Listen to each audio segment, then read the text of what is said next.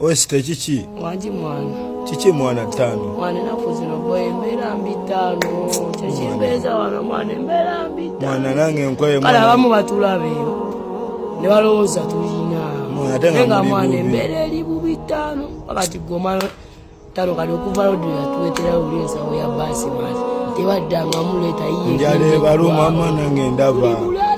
Ne mubasasira bana mwana abalodi ombawe mubikola mfa tuli badogo site mwana tuwata atena nga mbyaje tuyita muna mwe mwajiyitamu tali bulungi mubulago site bali obangi atabasinga n'okubeera obubi bambi jasitizera nga omanyi bambi saba Allah wangatera gwenta ajja kuwa mwana kyala luli bolongi kalaba nanga abanoma mu gwendere muli bangi wakati wonomera nze dogo site gwatali bulungi noma kubali abagagga twani nanyo musajja owaita amusijja mulabisa nyo big up buli